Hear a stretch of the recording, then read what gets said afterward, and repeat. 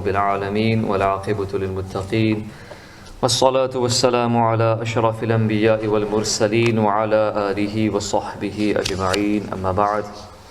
درود پاک کا نذرانہ پیش کریں۔ اللہم صلی علی سیدنا و مولانا محمد معدن الجود والکرم وآلہ وصحبہ وبارک وسلم۔ بہار شریع کے 16ویں حصے میں ظروف کا بیان، یعنی برتن کون سا استعمال کرنا چاہیے اور کون سے برتن، یعنی کن چیزوں کے بنے ہوئے برتن کو استعمال کرنا ناجائز ہے، حرام ہے، اس کے حوالے سے آپ نے مسائل سماعت فرمائے تھے، مسائل شرعیہ۔ مزید انشاءاللہ چند ایک مسائل اسی فصل کے تحت آپ کے سامنے پیش کیے جائیں گے اور اس کے بعد انشاءاللہ عز و جل جو آگے کا بیان ہے وہ پیش کیا جائے گا۔ فرماتے ہیں سونے چاندی کے سوا ہر قسم کے برتن کا استعمال جائز ہے، مثلا تانبے، پیتل، سیسا، بلور وغیرہ، مگر مٹی کے برتنوں کا استعمال سب سے بہتر ہے کہ حدیث شریف میں ہے کہ جس نے اپنے گھر کے برتن مٹی کے بنوائے فرشتے اس کی زیارت کو آئیں گے۔ تانبے اور پیتل کے برتنوں پر قلعی ہونی چاہیے، بغیر قلعی ان کے برتن استعمال کرنا مکروہ ہے۔ فرماتے ہیں کہ جس برتن میں سونے چاندی کا کام بنا ہوا ہے اس کا استعمال جائز ہے، جبکہ موضع استعمال یعنی جو استعمال کی جگہ ہے اس میں سونا چاندی نہ ہو۔ مثلا کٹورے یا گلاس میں چاندی کا کام ہو تو پانی پینے میں اس جگہ منہ نہ لگے جہاں سونا یا چاندی ہے، اور بعض کا قول ہے کہ وہاں ہاتھ بھی نہ لگے، اور قول اول اصح ہے۔ چاندی سونے کا کرسی یا تخت میں کام بنا ہوا ہے یا زین میں کام بنا ہوا ہے تو اس پر بیٹھنا جائز ہے، جبکہ سونے چاندی کی جگہ سے بچ کر بیٹھے۔ اور پھر اس کے بعد مزید چند مسائل اس کے اوپر تفصیل کے ساتھ بیان فرماتے ہیں۔ اس کے بعد یہ مسئلہ بھی ہے کہ برتن پر سونے چاندی کا ملمع ہو، ملمع یعنی برتن پر سونے یا چاندی کا پانی چڑھایا گیا ہو تو اس کے استعمال میں حرج نہیں ہے۔ آئینے کا حلقہ جو بوقت استعمال پکڑنے میں نہ آتا ہو اس میں سونے چاندی کا کام ہو، اس کا بھی وہی حکم ہے۔ اور فرماتے ہیں کہ ٹوٹے ہوئے برتن کو چاندی یا سونے کے تار سے جوڑنا جائز ہے اور اس کا استعمال بھی جائز ہے، جبکہ اس جگہ سے استعمال نہ کرے، جیسا کہ حدیث شریف میں ہے کہ نبی کریم صلی اللہ علیہ وسلم کا لکڑی کا پیالہ تھا، وہ ٹوٹ گیا تو چاندی کے تار سے جوڑا گیا تھا، اور یہ پیالہ حضرت انس رضی اللہ تعالیٰ عنہ نے اپنے پاس بطور تبرک رکھا ہوا تھا۔ سبحان اللہ۔ اب ایک اور موضوع بیان کیا جاتا ہے کہ خبر کہاں معتبر ہے، کس کی خبر، نیوز رپورٹ، انفارمیشن، اس کا اعتبار کیا جائے گا۔ اللہ رب العزت ارشاد فرماتا ہے یا ایہا الذین آمنوا ان جاءکم فاسق بنبأ فتبینوا ان تصیبوا قوما بجہالۃ فتصبحوا علی ما فعلتم نادمین۔ اے ایمان والو، اگر فاسق گناہگار تمہارے پاس کوئی خبر لائے تو اسے خوب جانچ لو، کہیں ایسا نہ ہو کہ ناواقفی میں کسی قوم کو تکلیف پہنچا دو، پھر تمہیں اپنے کیے پر شرمندہ ہونا پڑے۔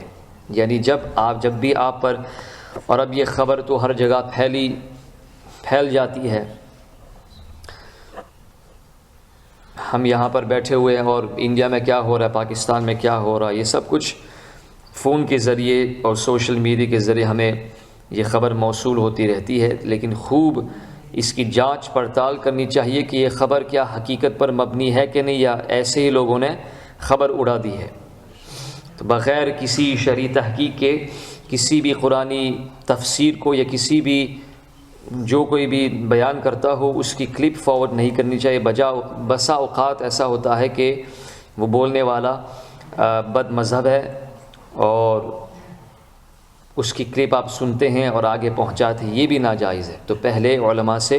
رابطہ کر لینا چاہیے، تحقیق کر لینی چاہیے۔ اسی لیے اللہ تعالیٰ فرماتا ہے کہ اے ایمان والو، اگر فاسق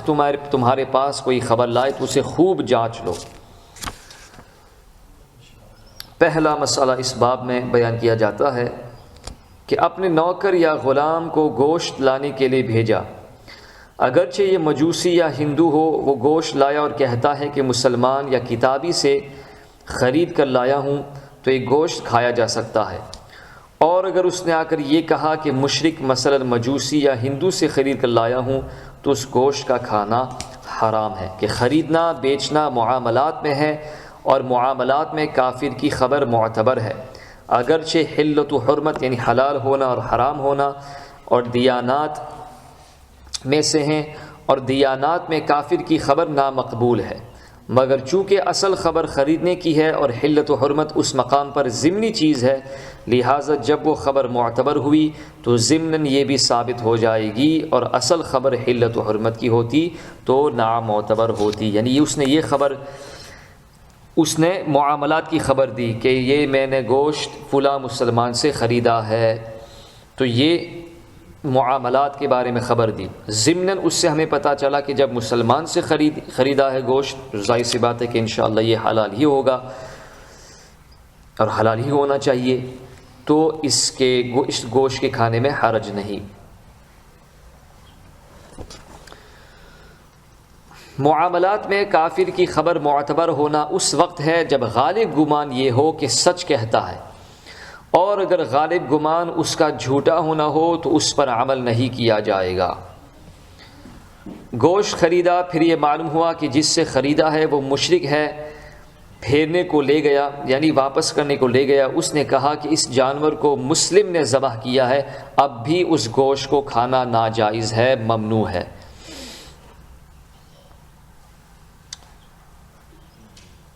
اچھا، دیانات میں مخبر کا عادل ہونا یعنی خبر دینے والے کا عادل ہونا، ریلائبل ٹرسٹ وردی ہونا ضروری ہے۔ دیانات سے مراد کیا ہے؟ دیانات سے مراد وہ چیزیں ہیں جن کا تعلق بندہ اور رب کے مابین، یعنی دین کی باتیں، مثلا کسی چیز کا حلال ہونا، کسی چیز کے بارے میں حرام کا حکم دینا، نجاست یا طہارت کا حکم دینا، اور اگر دیانت کے ساتھ زوال ملک بھی ہو، یعنی اونرشپ کا ختم ہو جانا ہو، مثلا میاں بیوی کے متعلق کسی نے یہ خبر دی کہ دونوں رضاعی بھائی بہن ہیں، تو اس کے ثبوت کے لیے فقط عدالت کافی نہیں بلکہ عدد اور عدالت دونوں چیزیں درکار ہیں۔ یعنی خبر دینے والے دو مرد یا ایک مرد دو عورتیں ہوں، اور یہ سب عادل ہوں، یعنی سب ریلائبل ہو، ٹرسٹ وردی ہو۔ پانی کے متعلق کسی مسلم عادل نے، عادل سے مراد جس کی خبر معتبر ہے، جو ظاہری فسق میں مبتلا نہ ہو، اس نے یہ خبر دی کہ یہ نجس ہے یعنی ناپاک ہے، تو اس سے وضو نہیں کیا جائے گا، بلکہ اگر دوسرا پانی نہ ہو تو تیمم کرے، اور اگر فاسق یعنی جو علی الاعلان فسق کرتا ہو، اس کا فسق ظاہر ہو، یا مستور سے مراد کون؟ وہ شخص جس کا عادل ہونا یا فاسق ہونا ظاہر نہ ہوتا ہو، اس نے یہ خبر دی کہ پانی نجس ہے تو تحری یعنی غور کرے، اگر دل پر یہ بات جمتی ہے کہ سچ کہتا ہے تو پانی کو پھینک دے اور تیمم کرے، وضو نہ کرے، اور اگر غالب گمان یہ ہے کہ جھوٹ کہتا ہے تو وضو کرے، اور احتیاط یہ ہے کہ وضو کے بعد تیمم بھی کر لے، اور اگر کافر نے نجاست کی خبر دی اور غالب گمان یہ ہے کہ سچ کہتا ہے، جب بھی بہتر یہ ہے کہ اسے پھینک دے پھر تیمم کرے۔ ایک عادل نے یہ خبر دی کہ پاک ہے، دوسرے عادل نے نجاست کی خبر دی، یا ایک نے خبر دی کہ یہ مسلم کا ذبیحہ ہے، دوسرے نے یہ کہا کہ یہ مشرک کا ذبیحہ، اس میں بھی تحری کرے، جدھر غالب گمان ہو اس پر عمل کیا جائے گا۔ اس کے بعد چند حدیث کریمہ جو دوسرا موضوع آ رہا ہے لباس کے حوالے سے، اس کے بارے میں انشاءاللہ ہم بیان کرتے ہیں۔ امام بخاری نے حضرت عبداللہ بن عباس رضی اللہ تعالی عنہما سے روایت کی کہ فرماتے ہیں کہ نبی کریم صلی اللہ علیہ وسلم نے فرمایا، تو جو چاہے کھا اور تو جو چاہے پہن، جب تک کہ دو باتیں نہ ہوں، اسراف اور تکبر۔ اسراف یعنی ایکسٹراویگنس، اور تکبر یعنی ایروگنس، پرائڈ۔ امام احمد و نسائی و ابن ماجہ بروایت عمرو بن شعیب عن ابیہ شعیب عن جدہ یعنی عن جد شعیب، راوی یعنی حضرت عبداللہ ابن عمرو رضی اللہ تعالی عنہما سے روایت کہ نبی کریم صلی اللہ علیہ وسلم نے فرمایا کہ کھاؤ اور پیو اور صدقہ کرو اور پہنو جب تک اسراف اور تکبر کی آمیزش نہ ہو۔ صحیح بخاری مسلم میں حضرت انس رضی اللہ تعالیٰ عنہ سے مروی کہتے ہیں کہ نبی کریم صلی اللہ علیہ وسلم کو حبرہ بہت پسند تھا، یہ قسم کی دھاری دار چادر ہوتی تھی جو یمن شریف میں بنتی تھی۔ سبحان، نبی کریم صلی اللہ علیہ وسلم اسے پسند فرمایا کرتے تھے۔ ترمذی نے حضرت جابر ابن سمرہ رضی اللہ تعالیٰ عنہ سے روایت کی، کہتے ہیں میں نے چاندنی رات میں نبی کریم صلی اللہ علیہ وسلم کو دیکھا۔ نبی کریم صلی اللہ علیہ وسلم سرخ